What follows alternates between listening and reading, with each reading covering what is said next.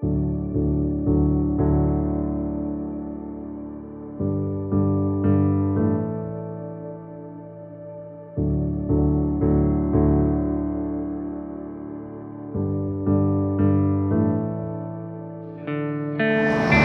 we met through our friend Freddie. Freddie is my boss, and they know each other from the UCLA soccer team. And when Cliff moved to San Diego, he called Freddie up and said, "Hey, let's hang out." And Freddie says that he knew immediately that he was gonna set us up. So Freddie, of course, had to do some recon first on Cliff, because he hadn't seen him in years, and make sure he was still a good guy. But after a couple months, he ended up just giving Cliff my phone number, and Cliff asked me out on a first blind date. We had a few dates under our belt, and we actually had planned to go out on, I think it was a Saturday night, right? But she called me earlier in the week and she said, you know, she totally forgot that she had a concert, a Kenny Chesney concert to go to with work, but I was invited. And knowing that, you know, Freddie and Emmy were going to be there, it was a no-brainer. And plus, I wanted to see her. Most importantly, was what I told her. So we went to the concert. I don't know at what point we were just kind of, you know, holding each other and kind of told a funny story of us telling our friends that I think I have a boyfriend, you know, I think I have a girlfriend story, and we looked at each other and I guess we're a couple. Well, it was a little bit more specific than that. At some point during the concert, Cliff said, "So are you my girl yet?" It's true, it's true. And at that point we were like, I think that we're a couple now. I think that's what that meant. So that's how it happened.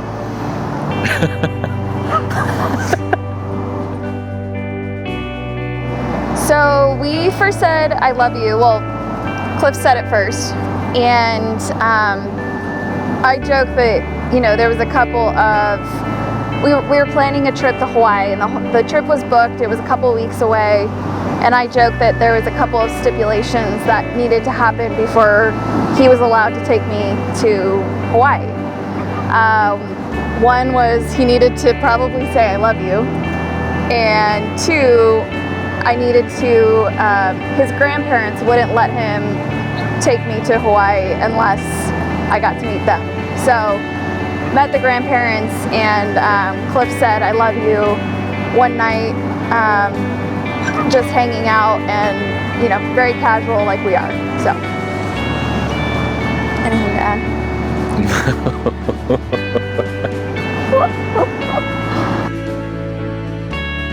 Funny story. There was just, it was our, what was it, our second date? It was our second date. We had gone on a hike in La Jolla, and we had, you know, gone out to dinner after at a little Thai food restaurant around the corner from the house. And it was in that time that, you know, obviously the first couple of dates were going great, but she laughs at me all the time, and it is really funny. But it was the way she put the food away for me in my to-go container. It was just very motherly to me, and at that point I knew that, you know, I wanted her to be the mother of my children.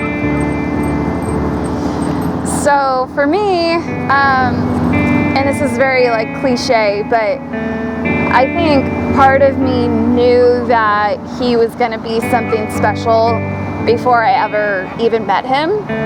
I think when Freddie first told me about Cliff, I just had a funny feeling that, just when I heard his name, I just had some funny feeling that this was going to be the person that I ended up with.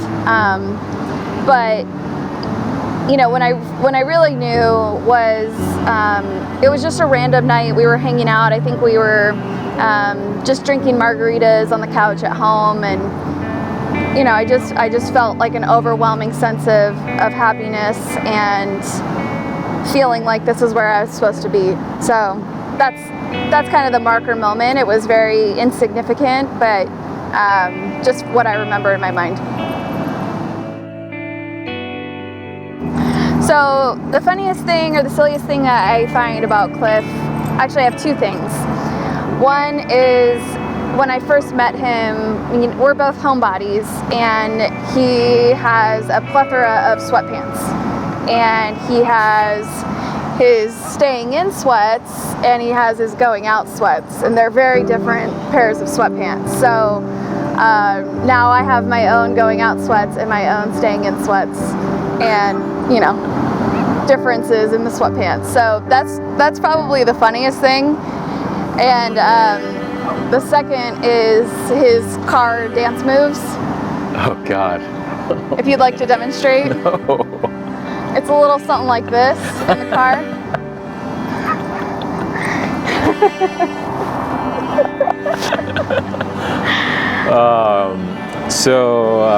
If you know Morgan, you would probably say she's funny, but she's not, you know, necessarily the funniest person in the room at all times.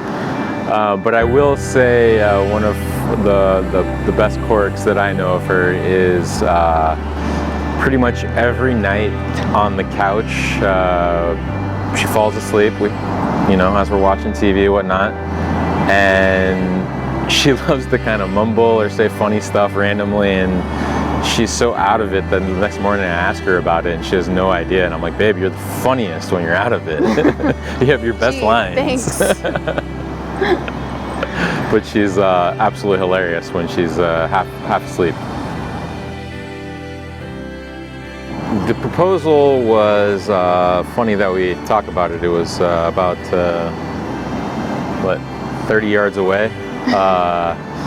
So all week I had stressed that we were gonna go take Savannah to the dog beach at 7 o'clock. I had to be at 7 o'clock in the morning. I had work by 10, so I had to kind of do it before we got to work. Also, what she didn't know is that I had planned this with my brother so that he could be there to take pictures for our family so they could see the moment. But I basically had planned with my brother, planned everything out, decided to come here to the dog beach in Del Mar, where we both had been multiple times. We love our little Savannah. So as she's wandering around, playing out here, this bench is pretty familiar too. I was panicking for multiple reasons, but I wanted to do it right around the corner where I was going to write "I love you" and, you know, "Will you marry me" in the sand, and then, you know, walk her around the corner. But unfortunately, I didn't think about the tides. And if you guys were here right now, just like it is, it's high tide, and you can't walk around the corner and do that fun stuff. So I had to kind of reroute and go find my brother, A, who was hiding out in a corner somewhere by the water. So I went over and we were together. We were watching Savannah, and I kept kind of, you know, walking away from her, telling her I had to do something for multiple reasons. I had the ring in my pocket, or the ring was in my backpack, which I had to get in my pocket. Also, I had to coordinate with my brother where we're going to do this and tell him the new plan. So I walked over. I told her I had to go, you know, do something. I walked over, got my brother to go to the other side of the beach. Meanwhile, I just thought he didn't want to hang out with me. And I'm like, why did you force me to get up at 7 o'clock in the morning to not hang out with me? You keep walking away from me. So I actually came and sat on this bench and kind of sulked for a while, just a side note. So then finally, I saw that my brother was in position. Savannah was fine, playing with some other dogs. We walked out to the, basically it's a mini cliff, some rocks on the water, and strategically kind of waited a few minutes and waited for Jaren to get in a perfect position, and went ahead and went for it. Luckily, in the middle of, you know, proposing, she was so excited and stopped me anyway, so. I got nervous. I interrupted. And then after, I had to remind her if she actually still wanted the ring. He did good. Yeah. So tomorrow's the big day, and I hope you know that I've been praying for somebody like you for a very long time, and I couldn't be more happy to be spending the rest of my life with you. Thank you so much for making me feel so taken care of and so special, and making me laugh even when I don't want to laugh. I've never had to wonder about how we feel about each other, or whether or not you are going to be a good dad someday. It's just always been very easy with you. So I'm excited to laugh together for the rest of our lives, and play with our million dogs for the rest of our lives. And I love you so much.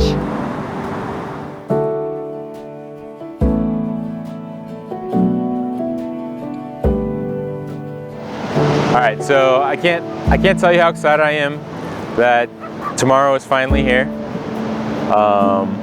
I've been, waiting for a long time for someone like you, and it's been quite an amazing journey from the minute that I knew about you until, tomorrow, the final day, where we, make it official. I just want to thank you, let you know how much of a blessing you are to me. And also thank you for, I know a lot of people helped, but you have been on top of this whole, crazy year that's been our engagement. So planning the wedding and getting everything sorted out from start to finish. So thank you for limiting what I could screw up on this thing. But most of all, thank you for being you, and I love you.